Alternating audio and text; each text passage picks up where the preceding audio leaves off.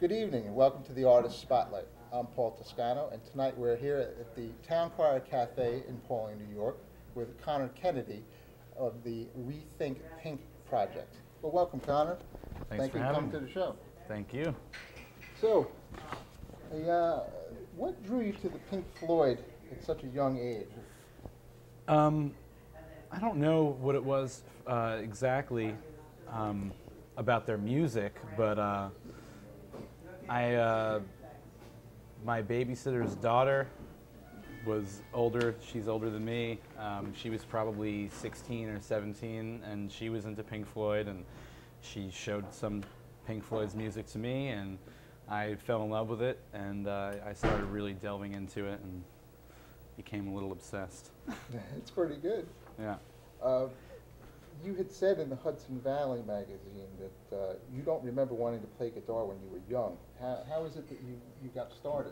A teacher of mine was very encouraging to do anything that I thought I could do and to really take it as far as I thought I could take it. And she suggested that I go try a program for quote unquote gifted and talented children.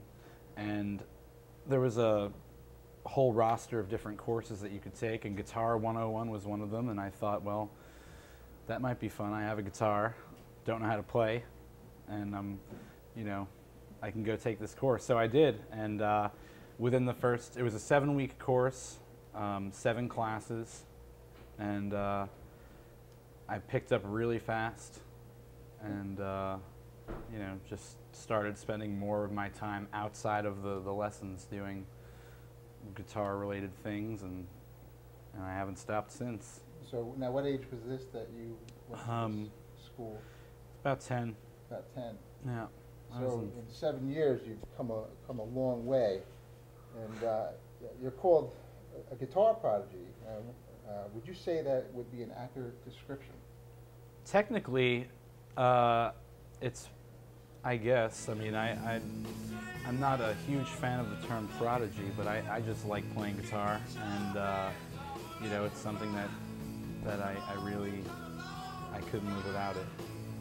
So in other words, it kind of does bother you as a moniker. Yeah, I mean, prodigies are only prodigies until they're 18, which is not too far down the road for me. So I'm, I haven't looked at myself as a prodigy. I don't think ever. Now, who or what was your biggest influence? It's always changing. From the first time I started listening to music, I mean, before I was playing guitar, I was already a really big music fan. As far back as first grade, I can remember I was really heavy into AC/DC and Led Zeppelin and Black Sabbath and a lot of the early 70s hard rock.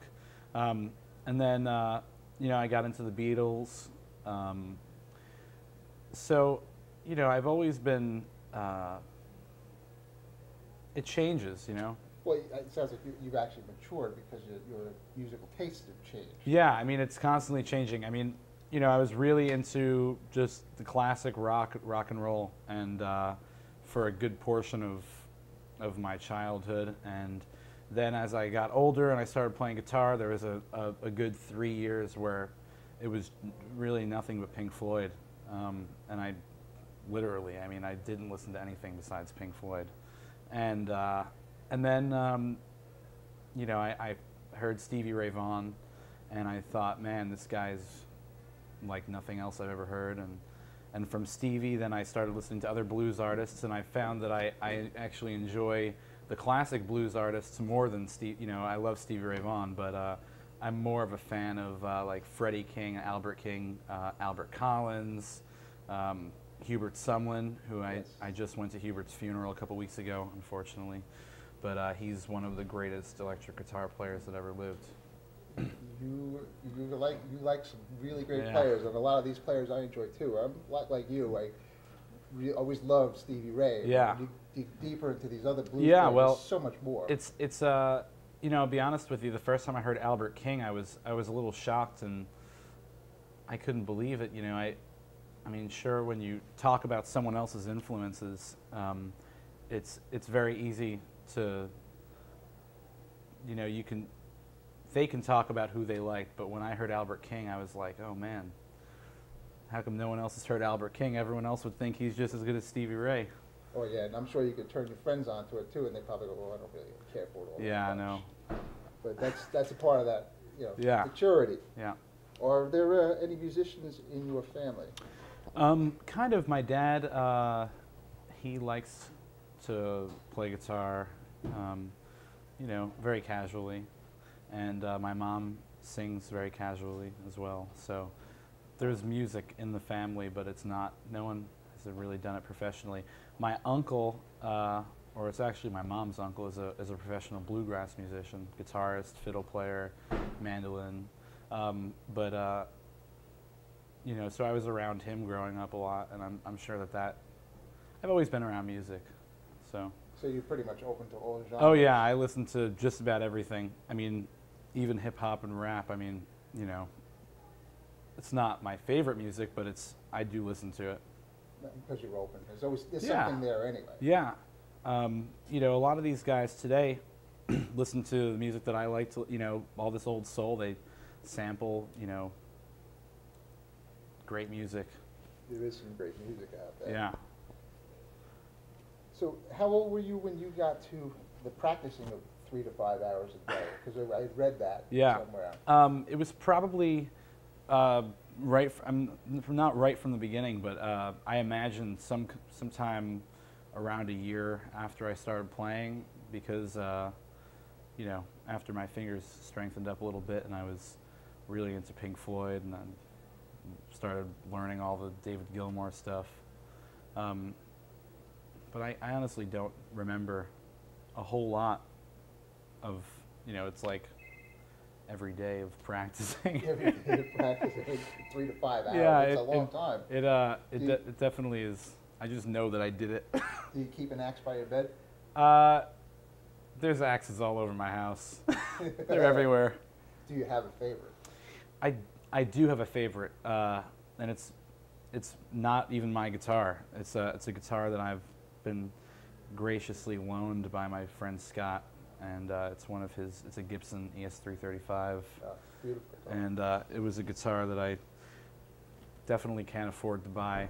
And you know, at heart, I'm a huge fan of the Fender Stratocaster, but for tone and playability, and right now I'm really on a huge Freddie King binge. So that's the guitar. It's the guitar. Yeah. That's great. How do you balance the time between playing, practicing, and family and friends? Well, I don't practice a whole lot anymore, which is not good.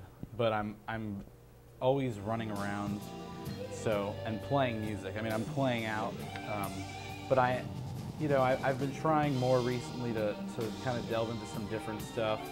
I'd like to learn some jazz stuff, like Kenny Burrell, who's the guitarist for Jimmy Smith, and you know, I don't think that anyone will ever reach the full capabilities of a guitar, so I don't count myself out of that. And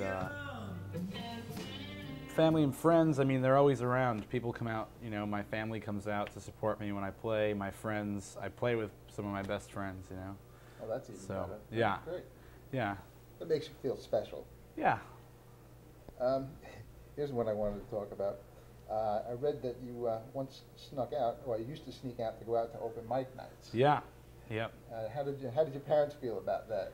Well, they knew where I was. So Actually, you weren't sneaking yeah, out. I wasn't sneaking out, but I was like, you know, I wouldn't say I was playing. I would just kind of go and then I would play. I was I still am. I'm pretty, kind of somewhat shy, and I didn't really have stage fright, but a little bit of shyness to singing in front of people and playing. So it took me a while to get warm to it. Yeah, the first time's always the killer, right? Yeah, yeah. It gets a little bit easier each time. Yeah, I mean, it's always better when you can feel the energy in any room that you play in, and if you feel like the room is really supportive of you, then you stop thinking about things like that, you know. Right, that energy makes you play better, too. Yeah, It's one of my favorite things about playing music is that it's really the only time that I can not think about all my problems, and hopefully the same thing conveys to the audience. So now I wanted to ask you, who manages all your affairs, all your bookings and I do all my own bookings and manage the email list and the website and promotion, and that's a lot of work. yeah, it's part of the job. Yeah, I mean, yeah, someday hopefully you'll have somebody to take care of that for you, so you won't Yeah. have to worry about it so Well, much. I don't know if I could. I mean, I would love to get to that point, but it's gonna be. I love being on top of my own stuff and knowing exactly what's happening, and I like talking to people too. So Well, that makes it Yeah. work for you then. That's Yeah. good. I'm glad to hear that. Do you have any favorite current groups or artists? you mean new music? Any music, could be anything. If it was to be, we know Pink Floyd's Right, definitely one of them. right. I actually don't listen to a lot of Pink Floyd anymore. This project has been really cool because, like, even just on the drive over here, I'm listening to this music through a different angle now. You know, our name is Rethink Pink, and although we do play a lot of this stuff, like the record, we're also trying to explore the music a little bit and take at it from different angles. And which is something that I've never really done before, especially not with Pink Floyd. But current music, I mean, I listen to a lot of blues. Like I said, Freddie King. 70s era Freddie King is, like, right now is so high on my list of you know, just great music. As far as new groups go, unfortunately, I'm not that thrilled with a lot of the new artists. There's a new guy called Gary Clark Jr. He's amazing. Gary Clark Jr. is great. He really, I actually met him over the summer. He played at the Bearsville Theater, and I told him that, you know, he's giving people like me and you hope, because he's putting blues music back on the front lines, and He absolutely is. yeah, And he's wonderful to listen to. yeah, he's a great performer. I also am a big fan of this band, the Fleet Foxes. They're like a new indie rock band, but they have influence a lot from bands like a lot of the '60s folk rock vocal groups like Crosby, Stills and Nash and Young, and they have that real rich harmony sound with lots of orchestration. Somebody had told me about them. I haven't gotten a chance to listen to them. They're interesting. They're one of the few bands that I do enjoy that are from even the past 10 years. Okay. What artists would you really like to work with on a future project? I've never played with Lee Von Helm, who is one of my favorite drummers. I've played with 98% of his band. I mean, I've played with just about everyone in his band, but I've never played with him. And, you know, when you talk to these guys that play with him on a regular basis, there's something about Lee Von and his drumming that's so natural but so unorthodox. And everyone who plays music with him just describes how it's such a different experience than playing music with anyone else. I'd love to experience that.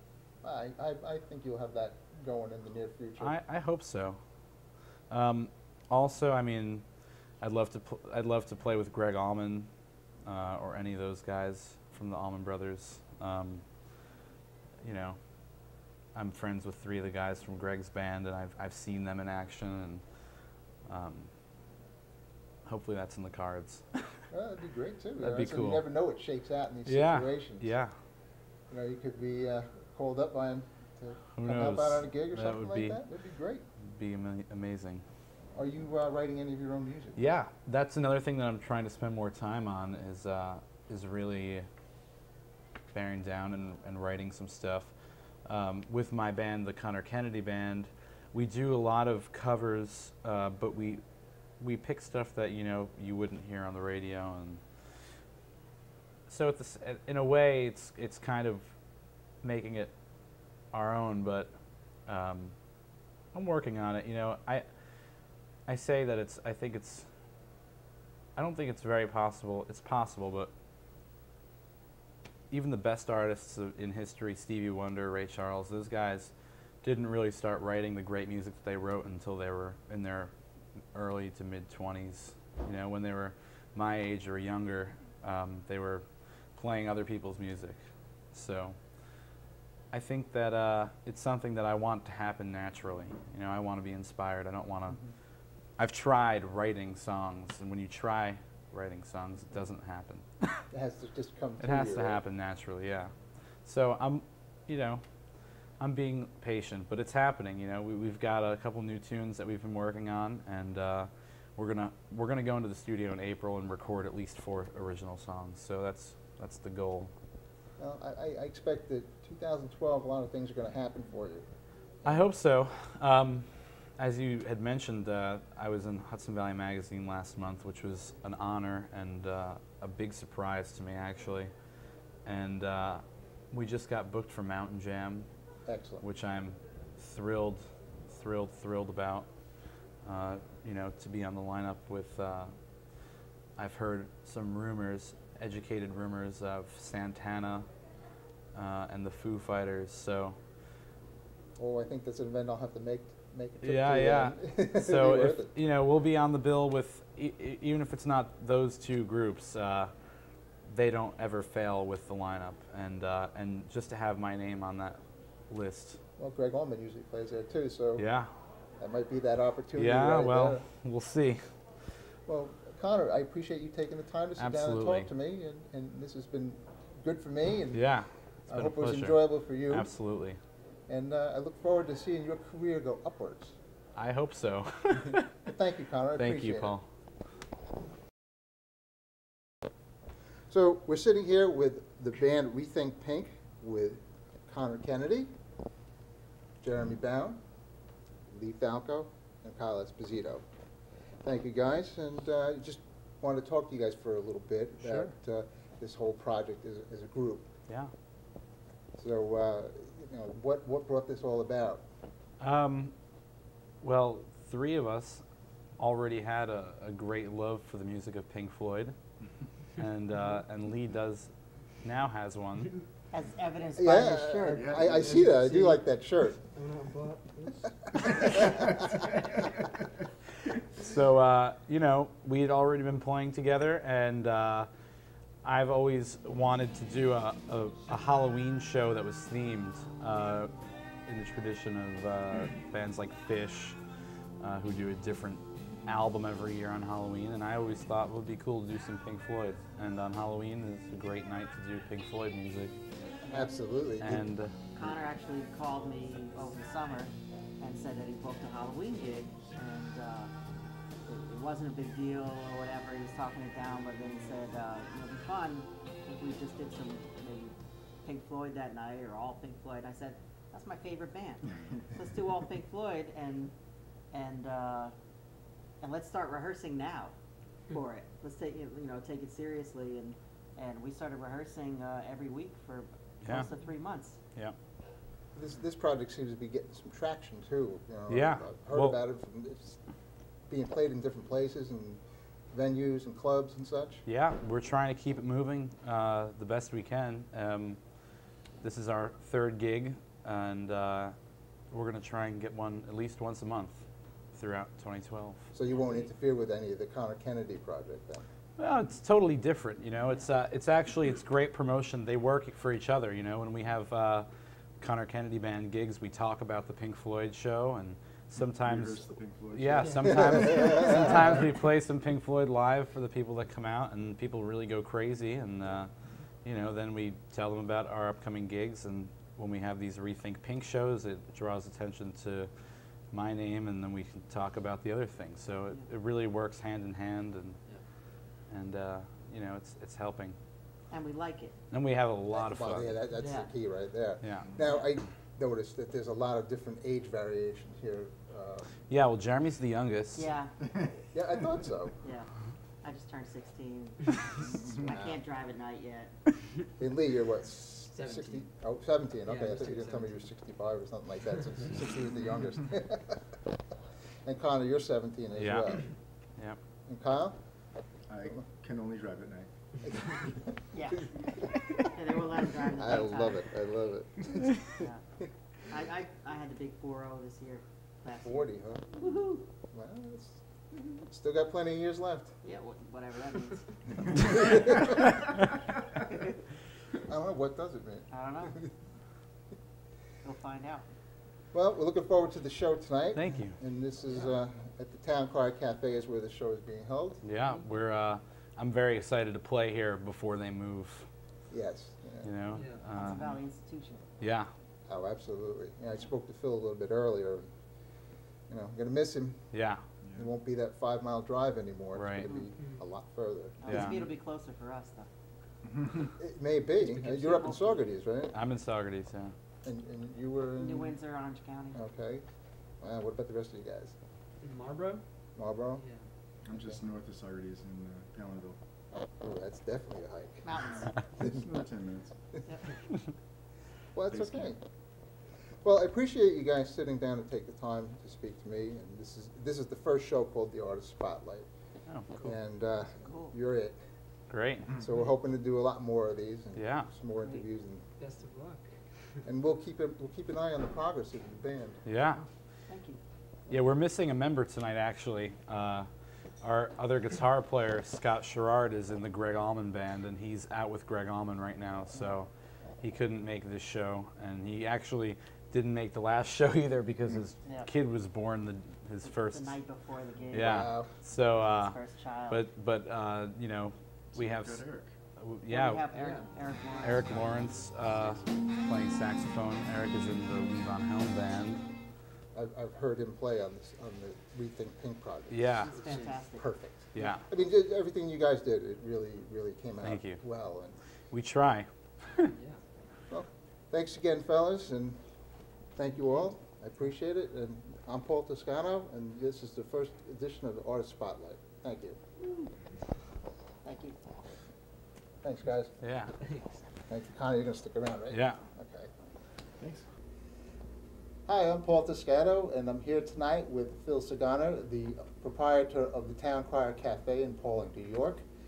And it's unfortunate that Phil's going to be leaving us pretty soon.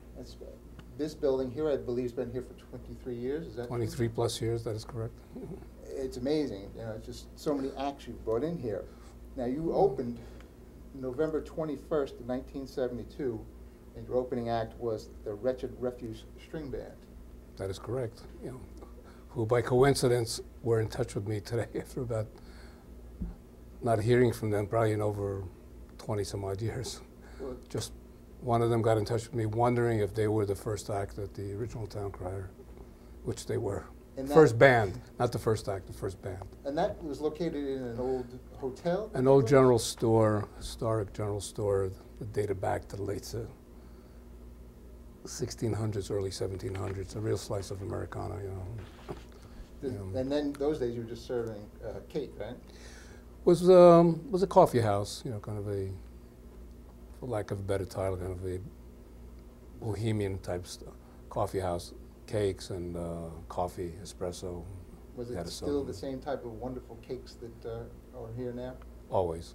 Absolutely Just- wonderful. So now you've been here in Pawling now for, like we said, 23 years, and that Right. lease expires now in the end of February, and you're going to be vacating these premises. Are there any thoughts on what you're going to do moving forward? Just looking for a new address, so to speak. I'm not going away, contrary to what you may have said. Closing, but not going away. Just speculating right now, wanting to make sure the next location will be the right location for the Towne Crier. You know, there's a lot of history, a lot of experience that I've accumulated over the years, and I'd like to apply it to the next location. Oh, I'm Yeah. sure it'll be a wonderful location as well. Well, at least the people will get to know that you're not going away, that you will be around, and there will be a Towne Crier in some way, shape, or form in the near future. Well, that's the message I'm trying to get across, is that we're not going away. We're just looking for a change of address. During the course of 2012 and 2013, I also hope to produce a few concerts with a lot of the performers that have performed here, just celebrating 40 years of Towne Crier in the Hudson Valley. Oh, that sounds very interesting. I know you did a little promotion years back too, before the Towne Crier. While I was operating Towne Crier, I've produced a lot of concerts and festivals in Hudson Valley. And reaching all the way down to the DC area, the Kennedy Center, Carnegie Hall, Lincoln Center, the Bardavon, which I was instrumental in bringing a lot of attention to back in the 80s, and a variety of other locations in the Hudson Valley. Yeah. So the music's in your blood. It is. It's become my life's work right now. Well, that's wonderful to hear. I mean, you know, Towne Crier's already relocated twice in the last 40 years, and you know, I guess doing it again would be, you can do it better, right? You can do it better. It's just, there has to be some sort of history here that it's going to be sad to see you go. Well, as there was at the other locations as well. I mean, there's been a progression and growth in the transition, and that's what I'm looking forward to. Yeah. So I'll ask you just one last question, Phil. Sure. Is there any news on your next location? Is there anything that you can speak about? As of today, no. I'm just, as I said, I'm just exploring. I'd rather not rush or compromise on the location next time. I mean, looking back, I may have rushed into Pawling. My decision here was predicated on a number of things that were going to take place that did not, coupled with the bad economy, the gas prices, the age group, et cetera, and it's become more of a destination type of a venue. So my goal is possibly to bring it more to a population base, a stronger population base than we have here, and not make it as much of a destination, make it more of a community place. I'll make the drive. Even though it's only 5 miles from my house now, I'll make the drive. And I want to say, no, go ahead. No, I'm fine. I just want to say thank you for sitting down and just talking to me about this, and also thank you for what you brought to Pawling into the area, because so many wonderful musicians have come in and played here. I heard even, what, Bruce Springsteen played here at some point? No, Southside Johnny was here this past Friday. Oh, Southside Johnny, okay. Yeah. There have been no shortage of notables over the years. No shortage of notables, for sure. Yeah. Well, thank you, Phil, and I appreciate it very much. You're very welcome.